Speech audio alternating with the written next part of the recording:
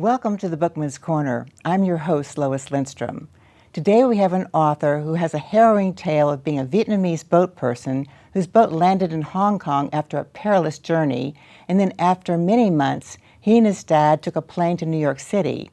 We're so happy to welcome Lynn Tran to our show. Lynn is the author of the book, Split Up by the Sea, a Vietnamese refugee's memoir of survival and hope. Lynn was 8 years old when he left Vietnam with his dad on a small boat with 25 other people in 1982. Lynn and his dad made it to the United States and both started school in New York. In 1998, Lynn Tran graduated from City College of New York with a bachelor's degree in chemical engineering, and today he works for the U.S. Patent Office. Stay tuned as we're going to learn about Lynn Tran's amazing journey of freedom and opportunity. So great that you're here, and I loved your book. The title of your book is Split Up by the Sea, a Vietnamese refugee's memoir of survival and hope. What's the meaning behind the first line of that title? It's rather funny. When I first started writing this book, I was thinking, which direction should I take? As a first-time author, should I start with the title or should I start with the content? And so I chose the title, and the first title was The Sea of Hope, because I want to talk about how that sea, that we're probably going to discuss later on, how it gave Vietnamese people like myself hope to be in the land of freedom. But then the more I decided to write, I figured, let's change it to Split Up by the Sea, because I find that splitting up with my family at the initial stage in 1982, and then we had another split up when we were in America, and I figured that this title is appropriate for this book. Absolutely. How many books have been written about the Vietnamese refugee story? I mean, what makes your book different from the others? To my knowledge, there are a lot. And I had read a few before I started to write my memoir, but I wanted to do something different rather than just putting facts on how Vietnamese people were leaving the country. How many left, and how many stayed, and all that, right? Exactly. So it's more of a personal story. Exactly. So I figured let me try to have a personal twist to it, and the main thing is to show that there's hope for anyone who is experiencing the difficulty that hope is on the horizon. Very challenging situation. Yes, and in your book you wrote that you were an 8-year-old boy split up from his family to be placed on a small fishing boat with 25 other people who you did not know. I mean, what happened after 5 days of no food, no water, and the entire boat was about to succumb to the treacherous seas? It must have been terrible. Yeah, and that's what I'm going to credit to my grandmother. Growing up at home, she's very religious. Our religion is Buddhism, and Grandma always tells me, every time when you feel unsafe, just put your hands together and pray to Buddha. And at that point, we thought we were going to die after seeing the storm coming and having no food and thinking the boat just going to capsize. But we got rain, and that gave us hope. So everyone on the boat started praying, everyone. Right. And then a cloud comes above you, and it pours rain so that you had water to drink, right? Right. It was so dramatic. The best water I ever tasted. The best water you've ever tasted. And then your boat drifts into a Chinese island. You were afraid you might encounter pirates. Yeah. I mean, did you ever encounter pirates? So that's we're very fortunate that we did not. But we met many other fishermen who I believe were from Hainan, which is an island from China. And I'm sure at that time they had seen so many Vietnamese boat people like myself that they knew. And what they did was they just threw cartons of fuel, food, and water in the middle of the water that we just It was so great that they helped you. They actually gave you fuel and water and some food, right? That's so great. Because you were starving, yeah. And then what's the first thing that someone should know if they are a refugee with only the clothes on their back? At that point, it's just, we just want to be rescued. We just want, someone to take us in, just to give us food, just to give us hope, another chance in life. Okay. So you were trying to remain positive through all this stress. And then you were first rescued by the Macau Coast Guard, and you were lined up to disembark on a barge where there were hundreds of Vietnamese of all ages, and then you were taken to Hong Kong after several days, right? So Right. was the Hong Kong government accommodating to the influx of all the Vietnamese refugees? Yeah, I believe during that time it was known throughout the world that there were so many Vietnamese boat people. There was hundreds of thousands of us. Hundreds of thousands. Yeah, Wow. so some of us made it to Hong Kong, others made it to Thailand, Malaysia. But we were fortunate enough that we got to Hong Kong. It was a closer path for us.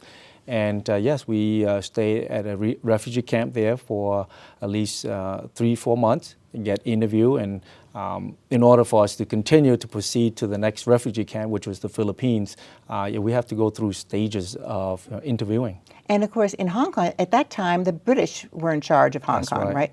So it was what I thought was amazing was the fact when you landed in Hong Kong, they said you must go to class and learn English. Right? That's right. That's right. And it's rather funny that our classes were just around the corner of that camp that we slept in.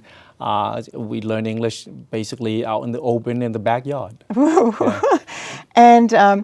And then were you surprised when your father told you that you must go to school to learn English, and how long did you stay in Hong Kong learning English? How long did that last? Yeah, not at all. Knowing my dad, he's a disciplined man. When he was in Vietnam, he's studying his path is to become a doctor. Okay. And so very first thing is when Dad saw that, hey, my son can learn English, why not just send him around the backyard and let him learn?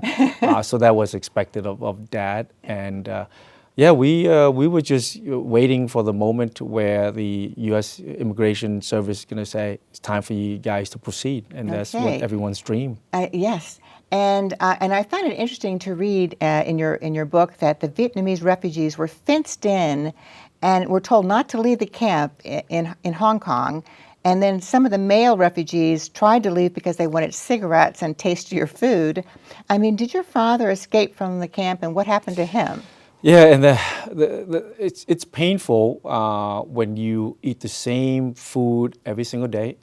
Three times a day. 3 times a day. They give us rice and just steamed bean sprout, right, every single day. So these men gather together and say, you know what, why not just go outside and see if we can buy some cigarettes? I mean, Dad at that time was in his early 30s, So they got together, they jumped the fence, and here I'm thinking, oh my goodness, Dad, I already lost Mom and my siblings, and And you're just 8 years old. I'm 8 years old. I was petrified.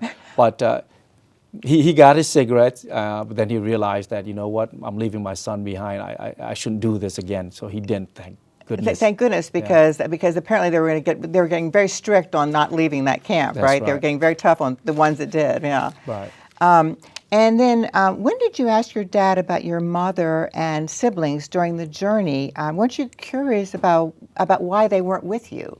Yeah, the very first thing that when I was thrown onto the boat, I asked Dad, I said, Dad, where are we going? I thought you told me that we're going to go visit our uncle in the city. Why we're in this boat? That was the first time I asked him, but with all the chaos going on that we had to get the boat out to the sea, he didn't answer me. And I figured, you know what, maybe it's not a good time to ask Dad. But I ask him every single time, before we sleep at the refugee camp. I was like, Dad, where's Mom? Where's everyone else? And when Dad kept on telling me, we are searching for freedom right now. We are going to see him. At the tender age of 8, I didn't understand what freedom meant. I just want to be with the man who I love. Right, and his plan, I guess, was always in the back of his mind, once he landed in a safe place, like someplace in the United States, that he was going to send the money back to try to get his wife and children back to him. Yes, that's right. Yeah. There are many that did that, didn't Right. they? Yeah. I didn't know that until later when we arrived to America. Yeah. That's what Dad was telling me. Yeah. Yeah. I read in your book that the fall of Saigon in 1975, when that happened, the lives changed completely for the worse in Vietnam. I mean, all families in South Vietnam lost everything, whether they were rich or poor. Yeah. Can you tell us more about that? Yeah, and I'm going to speak for my family. Like I said, Dad was on the verge of becoming a doctor. But yet, during the fall of Saigon, everything was taken away. He can't go to school. He has to go to re-education camps. And Re-education camps, and where were yeah. they at? Somewhere out in the countryside? Out in the land where no one can have access to. Anything, right. Anything, right? And then they'll be like, okay, you'll grow some crops here, and then you look at the land, it's just hard land that you probably can't grow anything. Yeah. And that's for just the countryside. And a lot of men that went out there probably died, right? Certainly, yeah. Some of them won't be able to come back and see their family, and hear their family looking for them. Yeah. But from my understanding, for those who lived in the city in Saigon, because the currency got changed, the money become worthless. The money's worthless. Yeah. So they would just hold that bag of money and just jump from. So you had to escape for your lives, basically, didn't you? That's and right. you had no money. That's right. That's right, because the money was worthless. Yeah. So let's jump back to Hong Kong. Your father had to be interviewed in Hong Kong by the U.S. Immigration Office, and how did he do during the interview, and what was their plan for you and your dad? Yeah, I was not surprised at all because Dad loves to study, and apparently when he was in Vietnam, he was studying both French and English. So he understood his English, and the interview went well, and that's because he was also involved with the Vietnamese soldiers over there in Vietnam, that he was able to communicate, and when they checked his record, that everything was clean, and so they decided after 3 months, okay, your son and you can proceed. We stay in the Philippines for another 6 months before they said, yes, okay, that's okay. right, that's right, Yeah. that's right, yeah. And then after you write that after 5 weeks in the Philippines, you and your dad board a plane for New York City, and you both were taken to a residence in the Bronx. What was your first impression of New York? Yeah, it's funny when we got off the airplane and it was John F. Kennedy Airport, and here I was like, oh my goodness, when we were in the Philippines, all you see is just small little homes, and now I'm seeing a skyscraper to me. So when we got to Times Square in New York City, I was like, wow, this is the city. This is freedom. This is beautiful. Until the very next day when we arrived to the South Bronx. Back in the 80s, maybe not the best place, but way better than where I had survived. Exactly.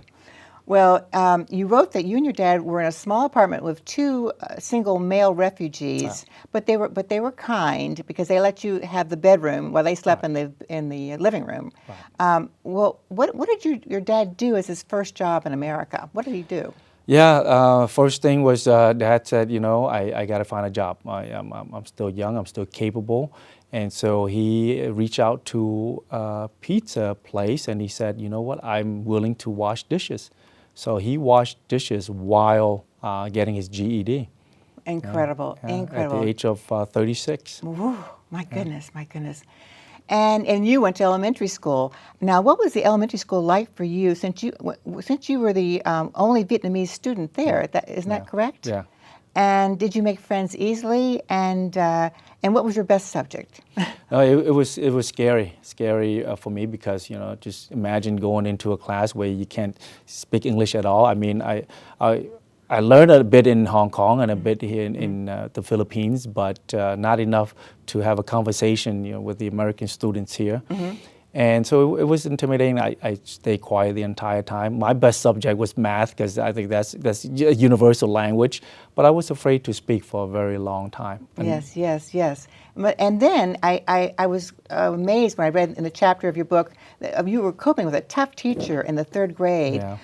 Tell us how you managed to survive the third grade with a very difficult teacher who didn't allow bathroom breaks. I mean, it was so cruel. Yeah, I mean, it's embarrassing enough that you can't have conversation with other students, but it's even more frightening for me to soil my pants. Because you weren't allowed to. She wouldn't allow the students to use the bathroom. Right. It was incredible. Right. I thought to myself, this is like torture. Yeah. Now, tell us what happened when your father introduced you to his new girlfriend and her two teenage sons, and then later wanted all of you to move to the apartment.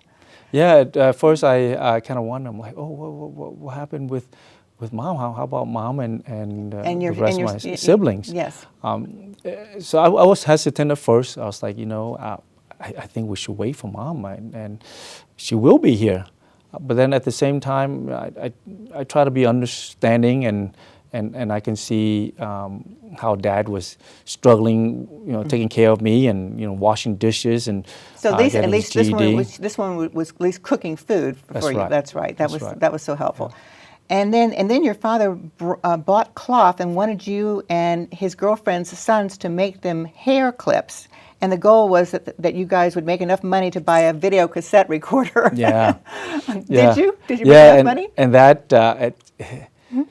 just imagine making all these hairpins and ties, and you only get like 10 cents every dozen that you make. Only 10 cents. Only 10 cents. So that means you can see how daunting the task was. Yeah. And we just sit there for hours just to make maybe 20, 30 bucks.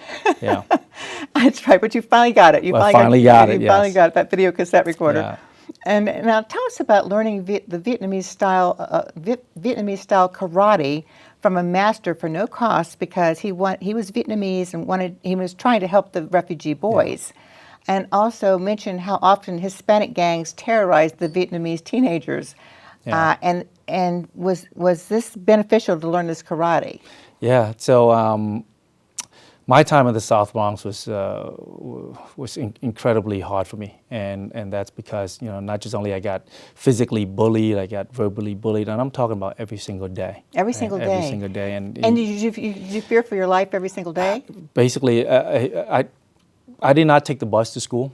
At the age of 8, 9, all the way to you 12, walked. I walked to school. So how long did that take you? I mean, how many was it? That's at least a 30-minute walk. A 30-minute alone. walk. Yeah. Alone. And Oh just my imagine gosh. when you have a bunch of guys running after you.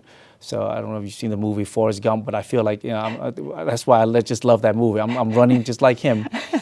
So when I met this Vietnamese teacher and he was willing to teach karate, I was like, this is it. I need to learn martial arts so that I can protect myself. Yes. And I was like, this is a great opportunity. But one thing that he taught me is, I'm teaching you karate not for you to fight back, but for you to practice self-discipline. I was like, wait, but here I'm getting bullied. I don't need self-discipline. I need to protect myself. Yes. I didn't understand that until later in my life that, yes, martial art is not meant to fight. Okay, but to be strong and to But be able, yes, to strong and confident, but strong not and meant to hurt somebody. Okay, yes. And then you had a tough graduation day because your father could not attend as he was working, and your sadness was you were the only kid without parents on your graduation day, but it turned to joy when you went backstage. What happened there? Yes, I was waiting for Dad. I was hoping, Dad gonna be there just like any other parents, enjoying their kids' graduation. But when And this was graduation from elementary school. Elementary school, sixth grade. Sixth grade. And I was sad. I was sad, depressed that, Dad just couldn't make it. But my teacher, Mrs. McKeever, who changed my life, and she was my ESL teacher. She taught me how to believe in myself. Isn't that great? And, yeah, and it's the power of a good teacher. I Right. mean, she really was there for you. It was incredible. It brought tears to my eyes. And then, what was it like for you going to junior high school in Queens, New York? There were vicious gangs there, and how did you deal with it? I mean, was it because once you learned karate, how were you able to fend off these vicious attacks?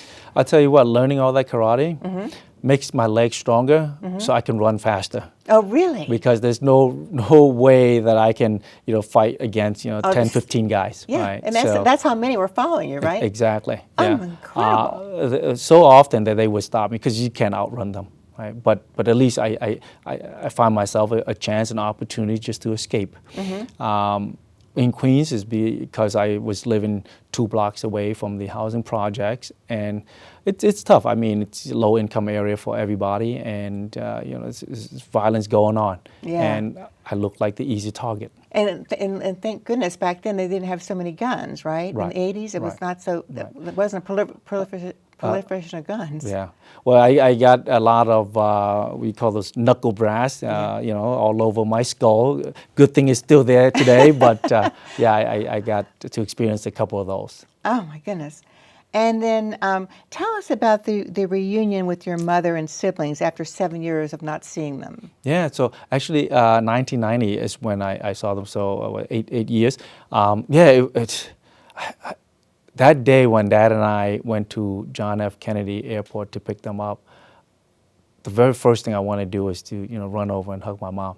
Sure. I've been waiting for this moment for so long, and at times when I can't sleep, I'll pray to Buddha so that Mom can come over, and now to see my siblings, and especially the one that when I left, my mom was still pregnant with her, and it was just the most amazing feeling. Because you were the oldest. I was the oldest son. Yeah. Yes, the oldest son, and then of course at that point, by then your father was not with his girlfriend. You had moved to another apartment, the two of you, right? Right. Yes, Right. yes, and so now what about getting into college? Was that tough?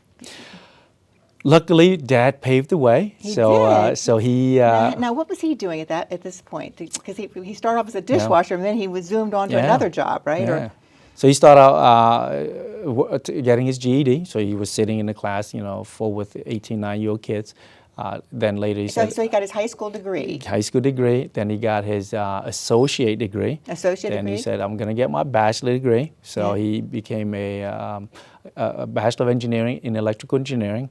And then suddenly one day when I enrolled in college, and Dad said, I'm going to school with you. I'm like, what do you mean, Dad? You already got your degree? He goes, oh, no, I'm going to school with you because I'm going to get my master's. And just imagine going to school with your dad. I'm like, it's not going to be good, right? Because he's constantly in my back. We're like, oh, did you do your homework, this and that? But yeah, Dad was always there with me. And, seeing him going through all of this just makes me motivated to also get my degree. That was so strong in this book, was the fact that he was always pushing you to do your homework, to get it done right, to make sure you were on top of the grades, right? Since you graduated from college, you then took a job in Washington, right? And you took a job with the patent office, right? Right. So before coming here to Virginia, to Washington, D.C., I actually worked a couple of years in New York City as a process engineer. Mm-hmm. Then one day I decided to say, hey, you know what, let's go for a change. But here goes another funny twist was Dad was working for the patent office. Oh, he was? Yeah, and then he said, why don't you come here? And at that time, the entire family was living here in Virginia, and I was the only one left in New York City. At times I felt lonely. I was missing my mom's cooking. Yes. But then I said, you know what, let's give it a try. So I flew down, interview, and I was like, you know what, since Dad's working here too, and I do like the environment, I think maybe it is time to get out of New York City, right? Because I just got all kinds of, bad memories as well. Yes. But I am so glad that I made that decision. Absolutely. And then you met your wife That's right. at a church meeting. At a temple, yeah. At the temple meeting, yes. And she was singing. Right, yeah. And it's so funny. I took my mom to a temple for that day, and suddenly I saw my wife, just a female at that time, driving in. I was like, wow, she's very attractive. Maybe I should approach her. Yeah. But everything was planned. Buddha God was planning, and then I met her at an event, also raised by the Buddhist organization, and we've been married ever since. And you have children, right? I got 2 kids. I have a 20-year-old daughter now and a 12-year-old son. Yeah. Isn't that exciting? Yeah. Amazing. Well, what has been the most rewarding part of your journey so far in this life? I tell you what, I was fortunate enough to meet generous people. I met Mrs. McKeever, who taught me to believe in myself. I met that karate teacher who taught me self-discipline, and many other people. And my life now, it's all about giving back. Those people gave me things for free, gave me wisdoms for free. And so right now, what I do is I teach karate for free.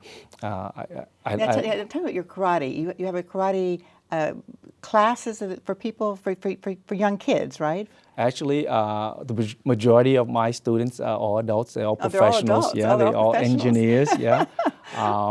And I made a vow to myself and also my family that I was blessed with teachers who taught me for free, and this is what I do. I teach martial art for free, and it has been for the last 18 years.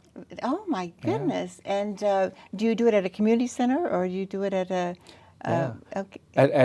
So I teach at a local gym, and it's Very convenient because it's only 1 block away from my workplace. Oh, very Yeah. good, very Yeah. good. And well, Lynn, I am so pleased that you were our guest author today. I loved this book. It was one of these things where as I read the reviews on Amazon, I thought to myself, people were reading, they were very emotionally moved, and I was too, by reading your book. It's a wonderful story, Thank you. thank you so much for being a guest on our program. Thank you very much for having me. Yes.